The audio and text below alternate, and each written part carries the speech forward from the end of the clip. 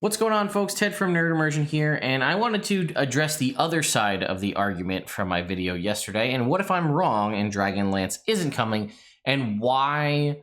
Let's look at that side of the argument and say, why do we think it's not coming, and what do we think it could be instead? So, a couple of things that have landed in favor of Dragonlance was, again, the stuff I discussed in that video, Margaret Weiss's tweet. Someone did say Penguin Random House publishes all D&D books. I looked through at least the Eberron book to see if I saw Penguin Random House anywhere on the publication page. I didn't see it there. Maybe that's like something that Wizards or Hasbro has with Penguin Random House. If they do, then that whole point is pointless. If Penguin Random House publishes every D&D books, throw that out, right? That's not a useful bit of information. If they don't, it might be of use, and the only reason I think so is because of the ties to the lawsuit that we saw involve Penguin Random House directly. But the other side, again, of the argument in favor of it not being Dragonlance is it seems like things were happening behind the scene, this work on the trilogy, or this books, which probably, I think it even said in that to coincide with the campaign setting release. I don't know if they wanted to have all three books in the trilogy out, all three books in the trilogy written, whatever the case may be. But it seems like the turnaround time for them to like, hey, we're going to sue you because you're not going to let us do it. Nah, JK, we're good. Things are going to be interesting if they come out. Okay, that was a very short turnaround time for that to happen. And in my mind, based on what we've seen and how long it takes publications and stuff to happen, there's no way they could have said, we're going to sue you. No, we're not. Things are good. We're going to release the books and then get them out for a March 2021 release. The more I talk about it, the more that seems unlikely. We might not even get Dragonlance this year. We might get Dragonlance next year. That could be far enough out that it gives enough time, build the hype, and then release it. I don't know, right? Maybe you release the first novel this year, and then the campaign setting next year, people read the novel, they get into the setting, and then the book comes out next year. That could work, and that's actually not a bad marketing standpoint to go on. So, the other side, Joe Manganiello, I told you, he said he posted something. Someone tweeted at me what it was, or at least sent it to me, and it basically him saying he may or may not have canon stats for Draconians, a race from Krynn and the world of Dragonlance. So that says, well, okay, well, if he's got this and he's kind of got the inside track on some of these things, that would make sense, right? And if you're going to have a celebrity write something or help out, kind of like you had him help out with the Descendant to Avernus stuff, he loves Dragonlance, it'd be a good way to get his clout and his name attached to the book in some way. So that would be a good idea. So he might see that. But again, these races might not be until next year or maybe even later this year. I'm just trying to think about how this would work in the grand scheme of the way we've seen releases work in the past, right? So this past year, 2020, was a very player-heavy book in that we got two campaign settings in Theros and Wildmount, both of which had player options in them, and then Tasha's Cauldron later, which was pretty much, again, just a player's book. So, we also got Icewind Dale, where it has 4 books this year, and Icewind Dale had some player options, but not too much. So next year, or this year rather, 2021, I anticipate we're going to get more in the way of adventure paths and things for the adventure side of things, not so much, the player side of things. But if we were to get, I misspoke yesterday, if we were going to get Dragonlance, it's a campaign setting, we're going to get new races and things like that. It's just, that's how it's going to work. It's happened with every new campaign setting we've gotten so far, Ravnica, Eberron, Wildmount, and then Theros. They all provided new options. Some of them even new classes, but definitely new races. So, maybe the end of this year, a lot of people were saying they thought that the Dragon subclasses and subclasses Part 5, which came out in October of 2020, were prime for a Dragonlance campaign setting. And you're not wrong. I don't know if October 2020... Actually, I guess that tracks October 2020 to maybe October 2020, so about a year or so. If the book comes out in November or October of 2021, that would be enough time to play test it and have useful feedback. So that could be possible. But the more I talk about it again, the less likely I think that the March 16th, 2021 release will be Dragonlance. I just don't think that that's likely. I think we might get Dragonlance. I don't think we're going to get it now. What do we know? Well, about last year, or even I think it was in 2019, we heard tale of an anthology book. And this isn't unheard of. We've seen this in Tales from the Yawning Portal and Ghosts of Saltmarsh. They are sort of anthology books, a collection of adventures that you can take and supplant into an existing campaign, add them to make a whole campaign out of them, spice up a dungeon, whatever. That's what they're there for. They're sort of encounters. Now, Saltmarsh was technically set in Greyhawk, but it was kind of region agnostic in my mind because it was just ship-based adventures. So we had heard in 2019 that a bunch of people from the D&D community were going to be writing individual adventures for some anthology book. I think people they had tacked on to it were, I don't know if Joe Manganiello was involved, but definitely like Deborah Ann Wall. I was the name I remember being mentioned pretty frequently, that she wrote an adventure and it was in this. So what I think we might get in March, because this book is being talked about since 2019, is sort of another anthology book. And around the timing, if we look at when Tales from the Yawning Portal and Ghosts of Saltmarsh came out and the amount of books in between them, this lines us up right in that time frame. So the way I think it's going to work is it's going to be an anthology book, and maybe there's 7 to 10 adventures in the book. Each book or each adventure within the book will have a different author, and it will be someone from the D&D community, right? It might be Matt Mercer. You might get Matt Mercer, Deborah Ann Wall. You might get Matt Lillard, maybe Joe Manganiello. I say D&D community; these are all the celebrities, but there might be other people from the D&D community as well, from like popular shows and podcasts, might get their work in this book. So that's how I think it's going to work. It'll probably have, again, we've done the Yawning Portal, so they all have a framing mechanism, right? And that's how they kind of make this work. So they're a series and a collection of anthologies, or an anthology rather, of adventures, and they have a framework. So Tales from the Yawning Portal was all of those epic dungeons and things like that, told as though you're in the Yawning Portal in Waterdeep, you hear about them, and that's sort of your framing mechanism.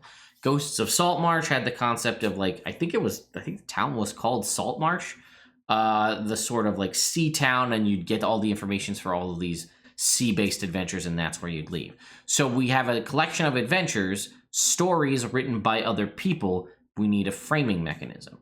We seem to love in 5th edition the Forgotten Realms, and specifically the Sword Coast. So what better location to house stories than the massive library of Candlekeep, right? It's a library city almost in the Forgotten Realms. I'm not an expert on Candlekeep. I think Jordan with the Silent PH in the middle did a video on Candlekeep. I'm sure other lore experts on D&D have done them. But it's basically like a city full of monks and wizards where they just retain a ton of knowledge, and you have to give them a book of something that they don't have to get entrance. There's a whole thing to get into Candlekeep. But they have books and lore and tons of information. So what I think is that's how this is going to go. That's the framing mechanism is Candlekeep, and each one of the adventures will be like a storybook. Imagine sort of like maybe the Never-Ending Story where you read the book and you sort of get taken into the book, or Page Master, that kind of a thing. That's what I'm thinking we're going to see here, is I'm going to go pick a book off a shelf, and this is, oh, the Tomb of Horrors, what's that? And I read it, and now I play Tomb of Horrors, or something like that. This is also a great way for them to allow you to get access to things that would be more complicated. So maybe you could get a Kryn book, right? A book from Dragonlance, and it's included in here. And that's sort of like, in my mind, kind of a cop-out way to do it, because it's not like the full campaign setting, but like, oh, let me read a book from Eberron, and now it's an Eberron adventure. Let me read a book from Exandria or Wildbound. Now I can go to the Critical Role world, and I have an adventure written for this. This is a short thing, nothing too crazy, nothing too long, but it whets your appetite there. Let me read a book from Kryn, and now I can go to Dragonlance. Probably Ravenloft, right? Let me read a book from that, and then, oh, look, now I can go to Barovia and not deal with Curse of Strahd, but I can touch on all of these other things. Maybe there'll be a Dark Sun one in there, or a spelljamming adventure, right? It'll be like the Mind Flayer's Guide to Nautiloids, and it is a book about how to repair a Nautilus spaceship, and then you can go do your little Spelljammer thing in a single self-contained adventure, and then it's done. That's kind of what I'm thinking this will be, because it's a way to appease fans by giving them access to like the campaign settings and things that they want without having to write a full campaign setting. And the more I talk about this in this video, the more I think that that's how that's gonna go, because it's just it like checks all the boxes. It's an anthology adventure. It has a framing mechanism here, and we're talking about in these storybooks. And because it's in a massive collection of all of these different lore and libraries and things like that, you can use the framing reference of a book to tell any story you want. Now, you could probably use whatever these are to be system agnostic, or sorry, not system, setting agnostic. But that's, yeah, if people are clamoring for Dark Sun, or people are clamoring for Spelljammer, or Planescape, or any of these classic campaign settings, and Wizards of the Coast is like, well, we could do that, or we could keep releasing other additional things with Magic the Gathering, like we have been doing, like with Ravnica and Theros, which kind of does a joint purpose, boosts the marketing sales for both Magic and D&D, but everybody wants these classic campaign settings. How do we get around that? And that would be my guess is, well, I give you an adventure set in Greyhawk, an adventure set in, Wild Space up for Spelljammer, or I give you an adventure set in Eberron or Exandria or whatever. I think that's it, folks. That makes too much sense to me for it to not be the case. Yeah, because it's like, oh, well, people heard about Dragonlance. There's all this controversy. Here's an adventure set in Krynn. Now, I guess in theory, right, if it is this kind of anthological adventure, you could use that as an option to maybe introduce new races, right? Maybe you introduce a Vistani race, and that's, an option for you. Which, by the way, we did know that they were Wizards was working on some sort of Vistani-related thing coming out this year. I was thinking it was going to be a full-blown Ravenloft campaign setting, complete with Vistani related, stuff as like races and magic items, as well as possibly the sort of subclasses part 4, the kind of undead spirity themed subclasses, which would work because we've kind of seen that again with the new campaign settings.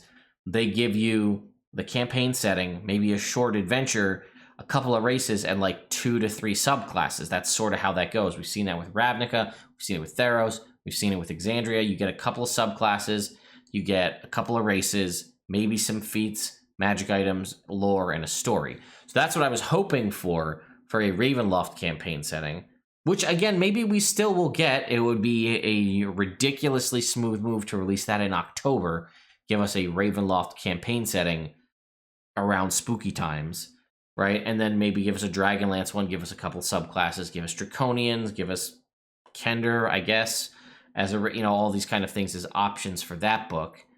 That would be how I would do it if I wanted to make the true campaign settings. But if I wanted to appease people by getting something out that they can use immediately, I would do it with this anthology adventure series, where you get someone who loves Dark Sun, you get someone who loves Spelljammer to write an adventure in the book, in whatever's location, plane of existence, material plane, other worlds that they love. They get to write it in that setting, and then it doesn't have to gel with everything else because it's contained in the framing mechanism of a storybook. It just clicks too well. So upon further inspection, I would like to rescind my comments from yesterday where I said it's definitely going to be Dragonlance because of all these factors, and say Dragonlance may be coming. It might be a later release this year. It might be the summer release of this year. Or it might be coming in 2022, but I do think it is coming. But I think we're going to get this anthology series, and I think that's going to be the March release because it's been in development since 2019. That's plenty of time development cycle-wise to be released for March. I think that's going to be the case. So you heard it here first, folks.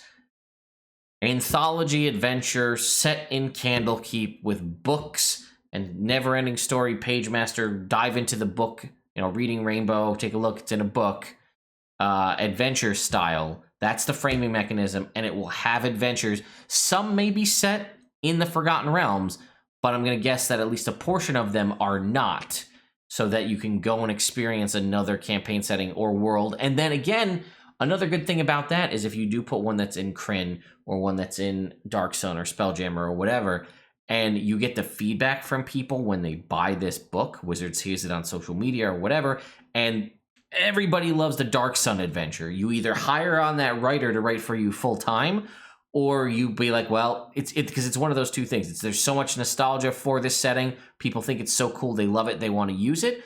Or it's just so well written by the author that we need to use them more often in the future. And that's a pretty good way too. You can judge your players, your fan base's interest in what setting to do based on how well the different adventures and things are received in the form of an anthology. And if things don't go over well, it's an anthology. It's not for everybody. You might like this adventure, I might like this adventure, and that's fine. And then we can say, oh, everybody loved the Dragonlance one, or everybody loved the Barovia one. Let's make that the next one. The only thing I can see is this doesn't technically fill that kind of conversation that Ray Winninger said, where he said there's going to be 3 classic campaign settings released in 2021. This doesn't really fit that, but if it touches on those other campaign settings, then maybe it is. I don't know. Let me know your thoughts in the comments down below. I saw someone had posted too about the last one saying if you go to Barnes & Noble's website and look up the new D&D March title, it has an About the Author section, and it talks about Peter Lee and Rodney Thompson. Now, if you look at what's referenced here, these are all older things, like the Legend of Drizzt board game, the Wrath of Ashardalon board game, the Dark Sun campaign setting, and Player's Option Heroes of the Wild. But it says Rodney Thompson is an R&D tabletops manager at Wizards of the Coast. Rodney Thompson hasn't worked for Wizards of the Coast in a while. I think he works at Bungie now. So I think this is just an old About the Author section that was kind of applied to original books, maybe when 5th edition was first coming out, and they just sort of copy and pasted it in there. I don't believe that is what those guys are gonna be the authors, because you don't see Jeremy Crawford or Chris Perkins anywhere. So I don't know. Let me know your thoughts in the comments down below. Big thank you to everybody for coming out and checking out the last video. And I'll also take this moment to say, if you like what I do here and like my news coverage and you haven't subscribed already, please consider doing so. I'll see you next time.